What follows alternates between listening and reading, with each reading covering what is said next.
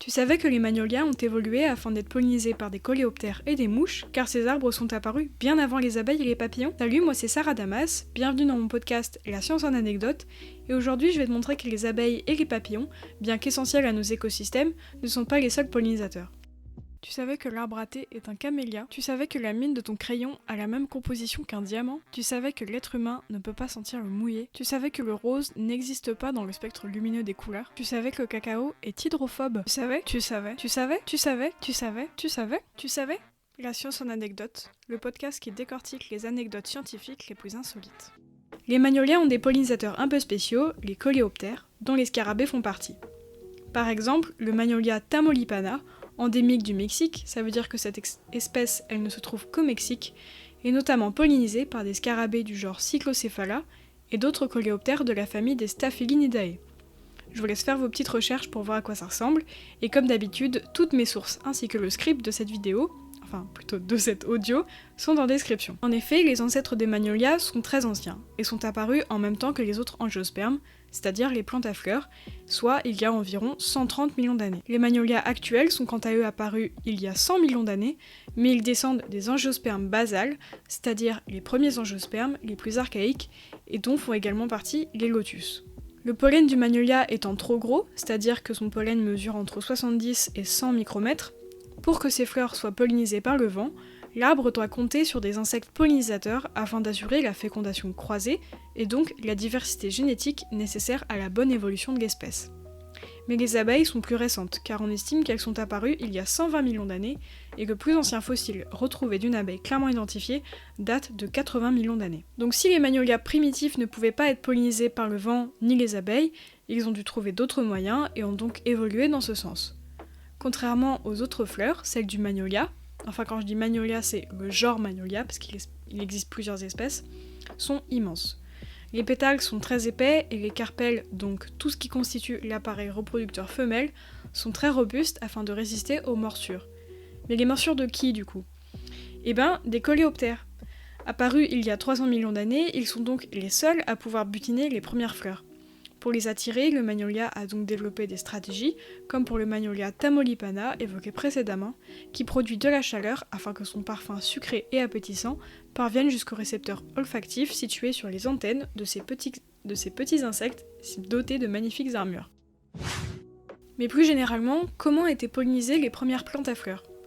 D'après une étude de 2008, les premiers angiospermes étaient principalement entomophiles, donc pollinisés par des insectes. On estime que 70% des premiers angiospermes étaient entomophiles, contre 24% d'anémophiles, donc pollinisés par le vent. Ce pourcentage il est encore valable aujourd'hui pour les plantes à fleurs. On peut déterminer cela en analysant le pollen fossilisé de ces plantes.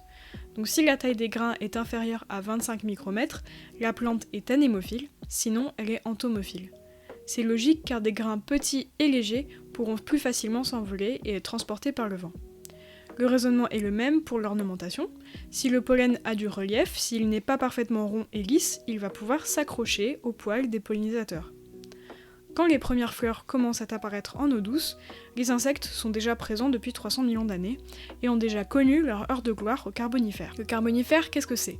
C'est une ère géologique qui s'étend de moins 350 à moins 300 millions d'années, qui est caractérisée par la formation massive de charbon à la suite de l'érosion de chaînes de montagnes et la destruction de forêts. Donc le charbon qu'on brûle aujourd'hui pour produire de l'énergie provient majoritairement de cette époque.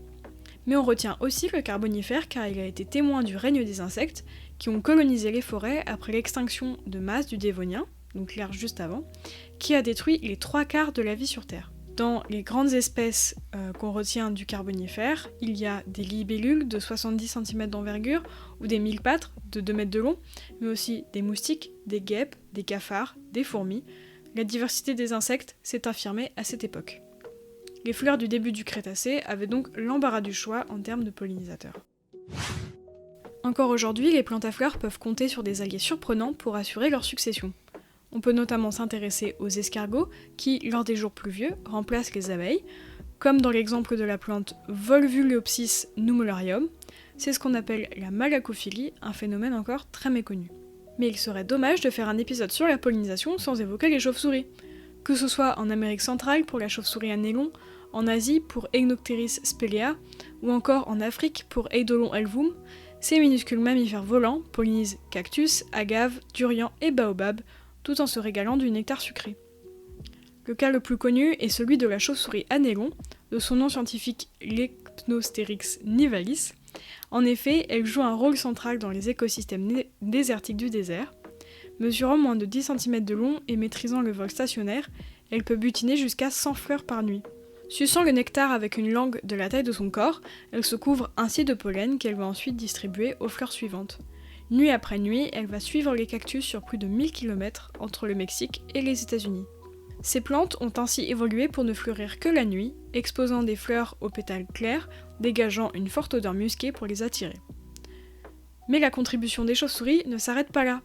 Une fois la fleur pollinisée, elle va se transformer en fruit que les chauves-souris vont manger, ce qui va permettre de disperser les graines en même temps que leur excrément.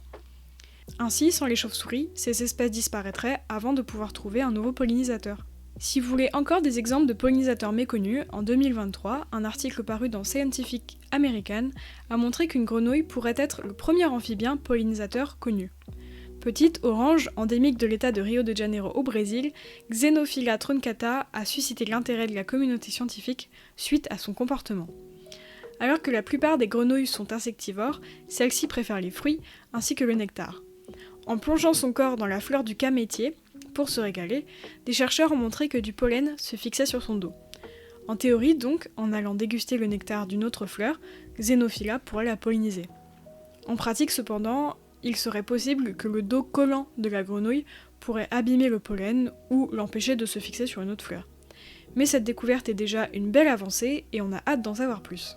La liste de pollinisateurs méconnus s'étend encore, on pourrait nommer les opossums, qui sont les seuls marsupiaux d'Amérique du Nord, les lézards, les cafards ou encore les rats. Il est donc temps de mettre en lumière pour les protéger, car sans eux, notre nourriture, nos cosmétiques ou encore les paysages sur lesquels nous avons le privilège de poser les yeux en vacances pourraient radicalement changer et disparaître. Merci à tous d'avoir écouté cet épisode. Comme je l'ai dit avant, le script de ce son audio est disponible en description, ainsi que mes sources et mon matériel. En description, vous trouverez également le lien de mon Instagram où vous pourrez voter pour le prochain épisode ainsi que voir un peu le contenu que j'y poste qui est surtout centré sur l'écologie et la biologie. On se retrouve donc dans environ 2 ou 3 semaines pour le prochain épisode. Et d'ici là, bisous! Many people feel small because they're small and the universe is big, but I feel big because my atoms came from those stars. Now, not everyone thinks physics is fun, but I do. Je crois que ce qui est unique pour le savant, c'est qu'il lui faut non seulement chercher la vérité, mais la proclamer. I propose a toast to evolution. May we use it well.